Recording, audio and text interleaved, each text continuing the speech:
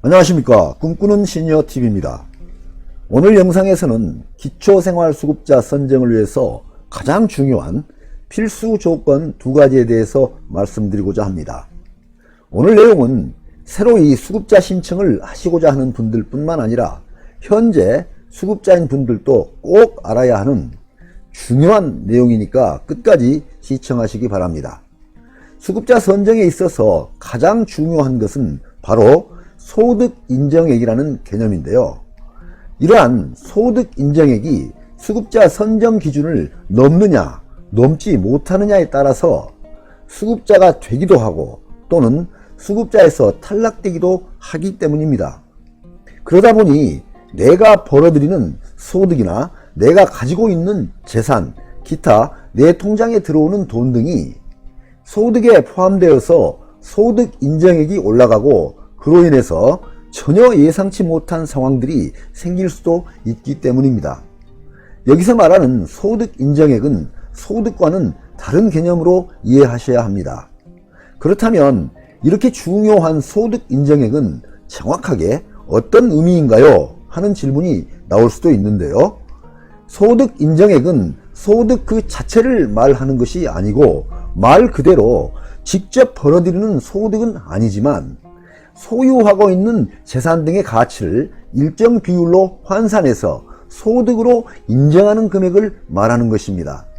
소득인정액은 소득에다가 재산의 환산 소득액을 합쳐서 산정을 하도록 되어 있습니다. 행정기관에서는 수급자 선정을 할 때 중요하게 적용하는 기준으로는 소득, 재산, 부양의무자가 있는데요. 이러한 세 가지 조건 중에서 가장 중요한 기준이 이 소득과 재산입니다. 무엇보다도 가장 먼저 이 소득과 재산 조건이 수급자 선정 기준 범위 안에 들어와야 됩니다. 여기서는 이러한 소득과 재산이 어떤 내용인지를 중점적으로 살펴보겠습니다. 소득에는 근로소득, 사업소득, 재산소득, 이전소득, 부양비, 보장기관, 확인소득으로 구분할 수 있고요. 재산은 주거용 재산, 일반 재산, 금융재산, 자동차 재산으로 구분할 수 있습니다. 그러면 먼저 소득에 대한 내용을 살펴보겠습니다.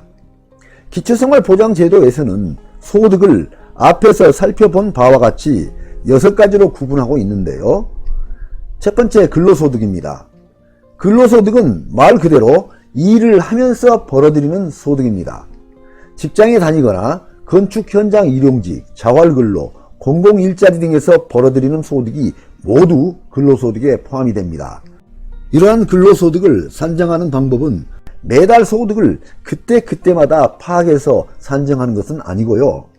수급자 신청을 할 때는 최근 3개월치를 기준으로 수급자 선정된 다음에는 최근 6개월치를 봅니다. 그래서 중간에 어느 한 달분 소득이 갑자기 늘어나더라도 수급자 자격 유지에는 영향이 없습니다. 두 번째 사업소득입니다. 사업소득은 자영업자, 소상공인 분들의 소득, 농업, 어업, 임업을 하시는 분들의 소득 등을 말하는데요. 사업소득의 산정을 위해서는 우선 국세청이 가지고 있는 사업소득 자료를 보고 확인하고 전체 사업소득에서 필요 경비를 공제한 소득을 1년 중 12개월로 나누어서 계산합니다. 그리고 기초생활보장제도에서는 근로소득과 사업소득에 대해서는 소득공제 30%를 적용해 줍니다. 예를 들면 한 달에 100만원을 번 사람의 경우에는 소득이 70만원만 있다고 보는 것입니다. 다만 이러한 소득공제 30%는 생계급여, 주거급여, 교육급여를 산정할 때만 적용해 주고 있고 의료급여를 산정할 때는 아직까지 적용을 안 해주고 있다는 점은 참고하시기 바랍니다. 세 번째, 재산소득입니다. 재산소득은 이자소득이나 개인연금, 부동산 임대 등으로 받는 소득을 말합니다. 네 번째, 이전소득입니다.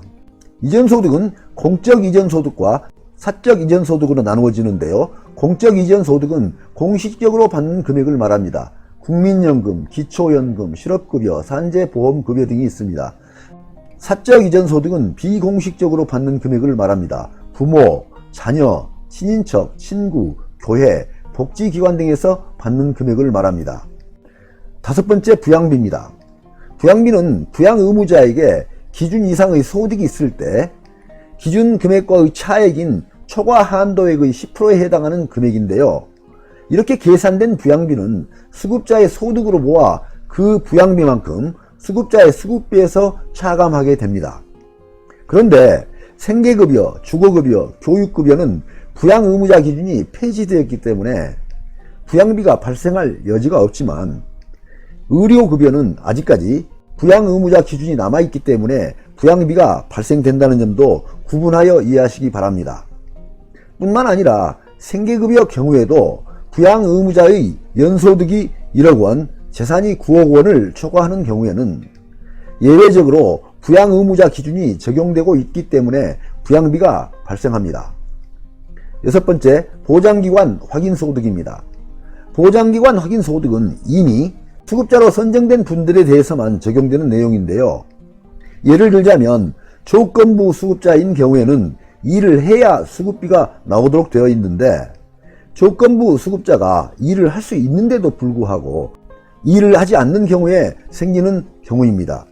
이런 경우에는 담당 공무원이 수급자의 추가소득이 또 있는지를 다시 조사해서 추가소득이 있다는 사실이 확인되는 경우에는 보장기관 확인소득을 산정해서 적용하게 됩니다. 다음은 재산에 대한 내용을 살펴보겠습니다. 재산은 주거용 재산, 일반 재산, 금융재산, 자동차 재산으로 구분이 되는데요. 주거용 재산입니다. 주거용 재산은 수급자가 살고 있는 주택을 말합니다. 주거용 재산의 재산 가격을 산정할 때는 매매 가격이나 시세로 산정하지 아니하고 자가주택은 공시가격 기준으로 전세 월세 주택은 보증금의 95%를 적용합니다. 두 번째, 일반 재산입니다. 일반 재산은 땅, 건축물, 임차 보증금 등을 말합니다. 세 번째는 금융재산입니다. 금융재산은 예금, 적금, 주식, 보험 등의 현금성 자산을 말합니다. 네 번째, 자동차 재산입니다. 자동차 재산은 승용차, 승합차, 화물차, 특수차, 오토바이 등을 말합니다. 그리고 부채를 재산에서 공제를 해주는지 안 해주는지 하는 질문들이 많이 나오는데요. 네, 수급자에게 부채가 있다면 그 부채액만큼은 재산 산정 금액에서 빼줍니다. 그런데요, 여기에서도 유의해야 할 내용이 하나 있는데요. 마이너스 대출, 카드론, 아는 사람에게서 빌린 돈이 있어서 보유 현금이 늘어난 경우에는 부채로 인정해주지 않고 그 보유 현금 자체를 보유 재산으로 본다는 사실입니다. 내 통장이나 수중에 보유 금액이 늘어나는 경우에 아프 사례와 같은 경우에는 수급자의 재산 산정가액이 늘어날 수도 있다는 것이니까 매우 주의를 요하는 내용입니다.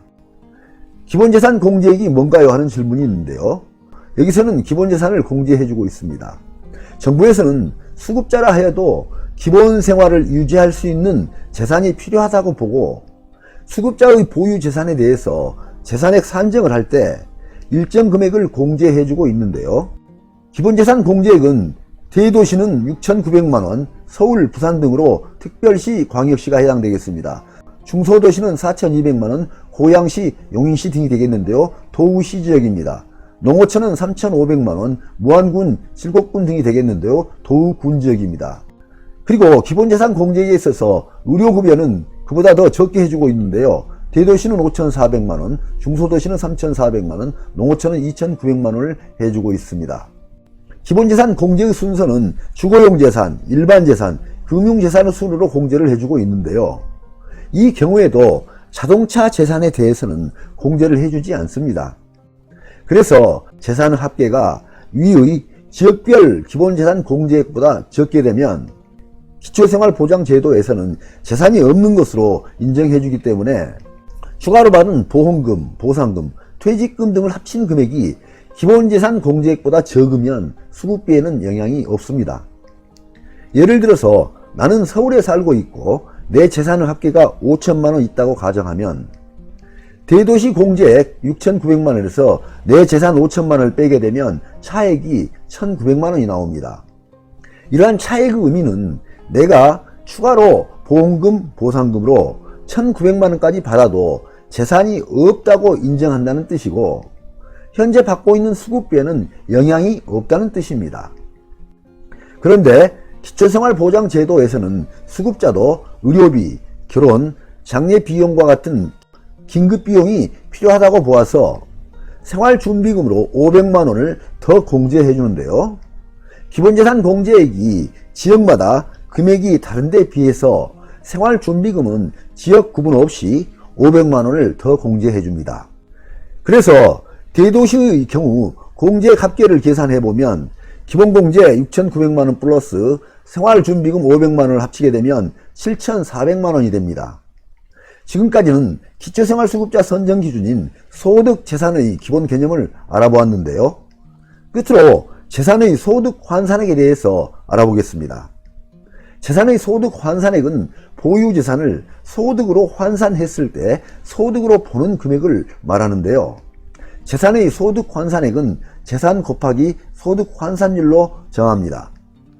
재산의 소득 환산액 계산 방법입니다. 재산 금액이 1,000만원이라고 가정하면 그 종류가 주거용 재산에 있어서는 소득 환산율이 1.04%로 소득 환산액은 10만 4천원이 나옵니다. 일반 재산은 소득 환산율이 4.17%로 소득 환산액은 41만 7천원이 나옵니다.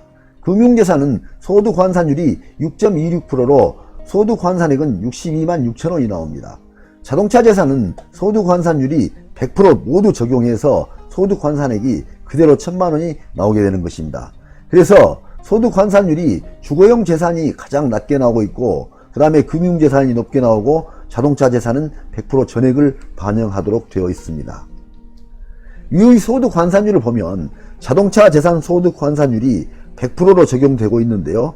다른 것보다 특이하게 높은 것을 확인할 수 있습니다. 이는 자동차를 소유하고 있으면 그만큼 수급자로 선정되는데 불리하다는 뜻이 됩니다. 그리고 주거용 재산에 대한 소득 환산율은 일정 한도액 이하는 주거용 재산 1.04%로 적용하지만 일정 한도액 초과 금액에 대해서는 일반 재산 4.17%로 적용합니다. 주거용 재산 한도액은 생계급여, 주거급여, 교육급여를 보게 되면 대도시는 1억 2천만원, 중소도시는 9천만원, 농어촌은 5,200만원을 한도액으로 하고 있습니다. 그래서 유에서 정하는 한도액보다 비싼 주택에서 살면 재산의 소득 환산액이 더 높아질 수도 있습니다. 네, 오늘은 기초생활수급자의 필수 조건에 관한 내용에 대해서 알아보았습니다. 많은 도움이 되시길 바랍니다. 항상 건강과 행복이 함께 하시기를 기원드립니다. 끝까지 경청해 주셔서 감사합니다.